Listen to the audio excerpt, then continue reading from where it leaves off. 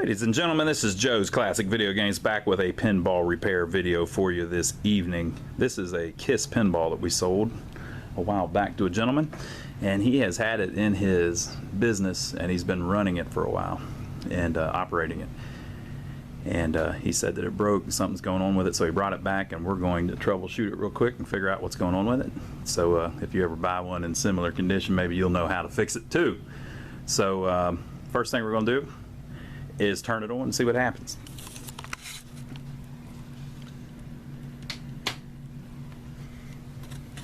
Damn, that's pretty wild. So like nothing happens. Almost all of the light bulbs are burnt out. We just sold it not too long ago. See how there's one bulb on, most of the other ones aren't. So something's shorting out, and apparently it's just not booting at all.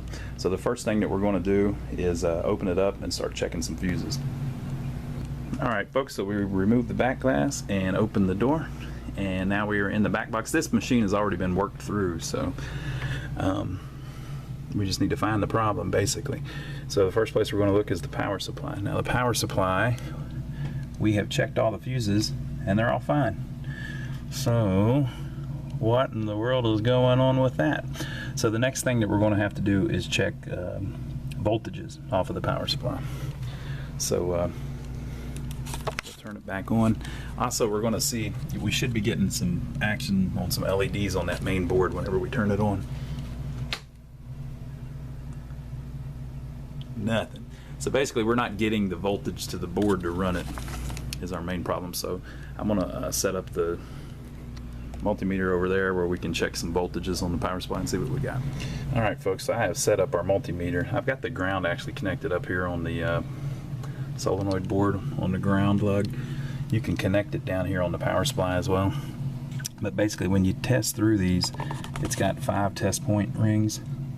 And so the first one is almost 8 volts. That's your general illumination circuit. That's messed up because we got a bunch of bulbs burned out, it looks like. The second one is well up over 200 volts because that's your display voltage. The third one is 11 volts. It should be 11 or 12 volts. That's basically the voltage that runs up to this board and gets turned into the 5 volts. So when this comes on, we're not getting any kind of blinks on it because we don't have any 5 volts over there. So this 11 volt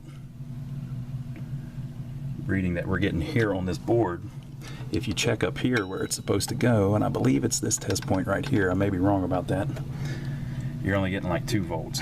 So we've got a bad connection on one of these, either one of the pins soldered on the back of this board or one of these wires or something. So we're going to focus on this power supply to figure out where the voltage comes out of the board and check on the actual pin to see if it's messed up. So that's our next stop. Alright folks, so here's our schematics of the transformer in the manual, and you can see that on the power board we're checking test point 3 and we're getting not quite 11.9 but something similar to it. So we've got the power there, and then it comes over and it comes out pin 8 of J3. That's to the regulated 5 volt input. So basically it goes up to this board here at 12 volts and gets changed into 5 volts. So we're missing all the 5, and whenever it gets up to the board we don't have our 12 volts, we've only got 2 volts. So we're going to check to see if on J3 pin 8 we've got some kind of problem on the power supply. Alright, so we pulled J3 off, and can you guess which one is pin 8? It's that one that's all burned up.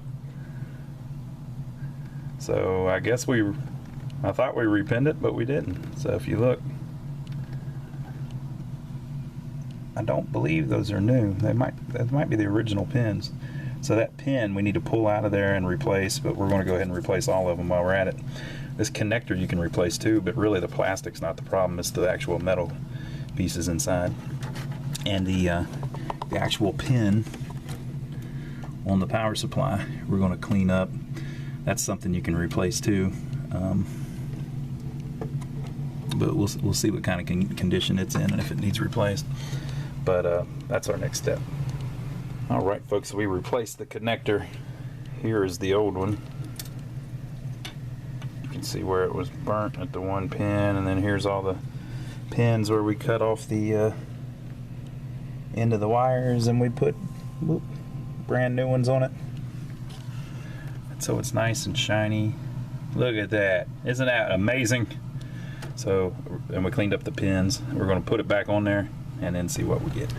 Alright folks, we put it back together and now we're going to test it out and see if that changed anything for us. See our new connector. And so if it does come up, we should get a bunch of lights blinking over here, and it'll go through like 7 blinks.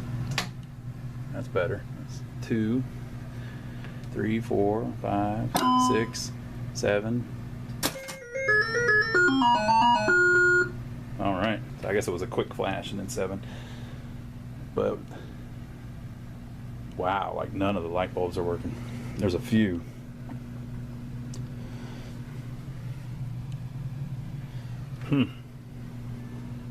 So that's next. We're going to take the glass off and see what's going on with that. I'm really skeptical that every bulb in the game burned out just from playing it, but from what I understand, this thing's been turned on like the whole time. Let's see what's going on with the displays.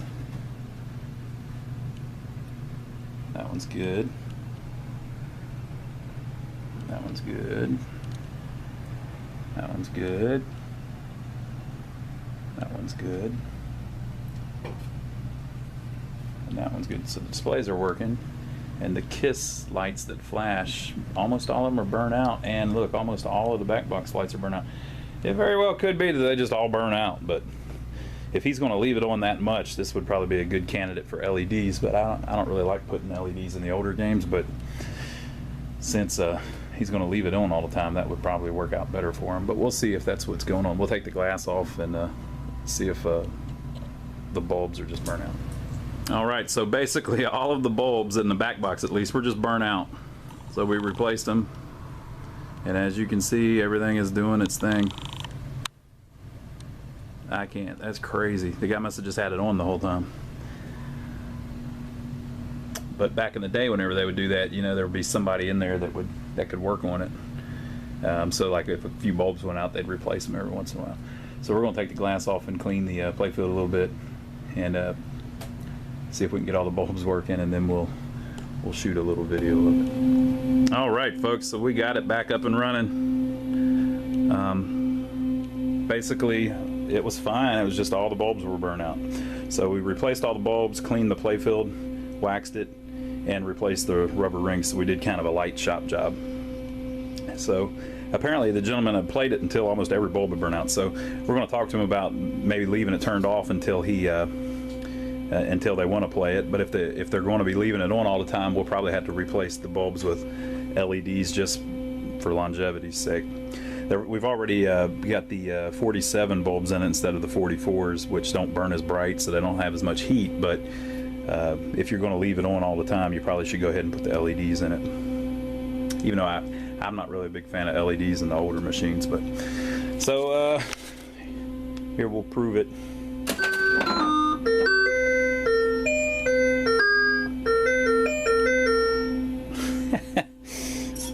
Never gets old, people.